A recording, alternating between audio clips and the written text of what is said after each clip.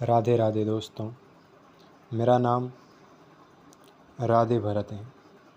आज मैं आपको एक अत्यंत सुंदर कथा ठाकुर जी की सुनाने जा रहा हूँ। काशी नगर में एक धनवान सेठ थे। वे ठाकुर जी के अनन्य भक्त थे।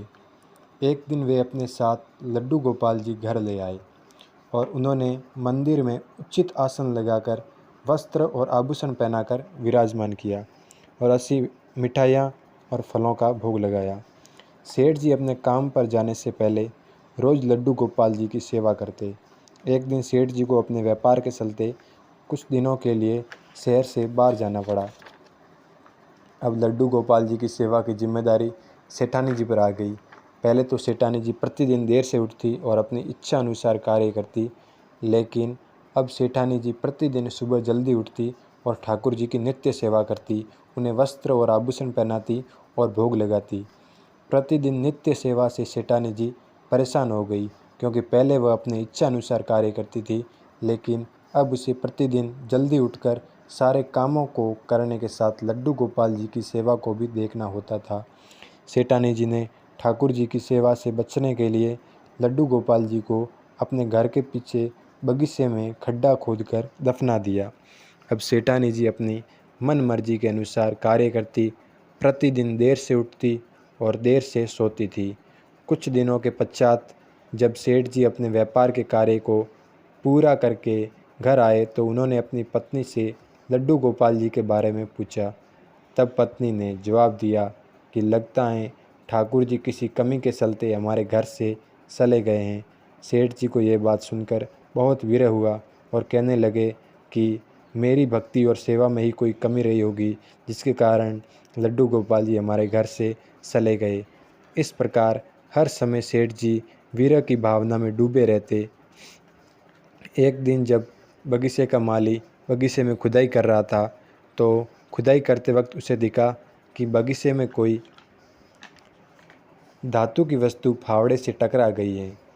जब उसने उस जगह को थोड़ा और खोदा तो वह एकदम से आश्चर्यचकित हो गया, क्योंकि वहाँ लड्डू गोपाल जी विद्यमान थे। वह प्रसन्नतापूर्वक लड्डू गोपाल जी को लेकर सेठानी जी के पास पहुँच गया। माली ने सेठानी जी को कहा कि बगीचे में खुदाई करते वक्त लड्डू गोपाल जी मिले हैं। सेठानी जी आग बबूला हो गई और उसने माली को डांटते और फटकारते हुए कहा कि तुझे और कोई काम नहीं है क्या इस घर में, जो पूरे दिन बगीचे में खुदाई करता रहता है। अब तेरा इस घर और बगीचे में कोई काम नहीं है। इस तरह सेठानी जी ने माली को नौकरी से निकाल दिया और जब माली निराशापूर्वक जा रहा था तभी सेठानी जी ने कहा कि ये लड्डू गोपाल जी भी तुझे ही मिले हैं, इसलिए इन्हें भी अपने साथ ले जा। माली निराश होकर ठाकुर जी को अपने साथ घर ले आया और सारा घटनाक्रम अपनी पत्नी को बताया। दोनों पति पत्नी माली को काम से निकालने के कारण निराश थे, लेकिन साथ में यह भी प्रसन्नता थी कि उन्हें लड्डू गोपाल जी मिले हैं। उनके घर में उनकी कोई संतान नहीं थी। माली की पत्नी ठाकुर जी की अनन्य भक्त थी। उसने प्रसन्नतापूर्वक ठाकुर जी को नहलाकर और वस्त्र आभूषण पहनाकर मंदिर में विराजमान किया और भोग लगाया। ठाकुर जी पर जो मिट्टी लगी थी उसको माली ने अपने घर के बाहर छोटे बगीचे में फूलों के बीच डाल दी। माली की पत्नी वात्सल्यपूर्वक लड्डू गोपाल जी की सेवा करती। माली को काम से निकाले जाने के कारण उसकी पत्नी को निराशा तो थी, लेकिन साथ ही ये विश्वास भी था कि ठाकुर जी सब अच्छा करेंगे। एक दिन माली जब अपने घर पर कुछ कार्य कर रहा था, तभी एक बुजुर्ग माली वहाँ से गुजर रहा था। तो उसने देखा कि माली के बगीचे में अत्यंत सुंदर फूल खिल रहे थे। उसने माली को आवाज़ लगाई। माली बाहर आया और उसने आदरपूर्वक बुजुर्ग माली को प्रणाम किया। बुजुर्ग माली ने कहा कि ये फूल क्या तुमने उगाए हैं? तब माली ने कहा कि ये अन्य फूलों के साथ ये पुष्प भी उग गए होंगे। तब बुजुर्ग माली ने कहा कि ये कोई साधारण फूल नहीं है, ये अत्यंत कीमती पुष्प हैं, जिसकी बाज़ार में काफ़ी मांग है। तब माली को ध्यान में आया कि जहाँ पुष्प लगे हुए थे उसी जगह उसने लड्डू गोपाल जी पर लगी मिट्टी वहाँ पर डाली थी। माली ने यह सारी बात अपनी पत्नी को बताई। पत्नी यह बात सुनकर काफ़ी प्रसन्न हुई और मंदिर में जाकर ठाकुर जी का धन्यवाद करने लगी। साथ ही माली भी मन ही मन ठाकुर जी का धन्यवाद करने लगा। माली उन फूलों को लेकर बाजार गया और उन्हें काफ़ी अच्छी रकम पर बाजार में बेच आया।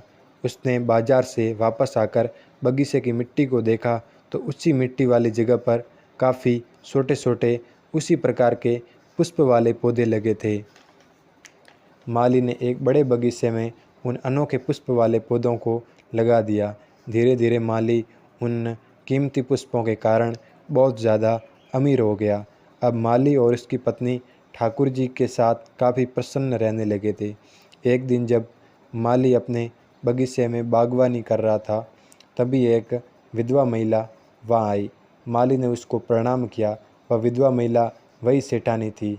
सेठानी ने माली को कहा कि मुझसे बहुत बड़ा अपराध बन गया है। मैंने ठाकुर जी का अनादर किया, इस कारण आज मेरी ये अवस्था हो गई। मेरे पति ठाकुर जी के विरह के कारण वैकुंठ धाम चले गए हैं और अब लड़कों ने भी मुझे घर से बाहर निकाल दिया। सेठानी जी ने माली से अपने कृत्य के लिए हाथ जोड़कर क्षमा मांगी और फूट फूट कर रोने लगी।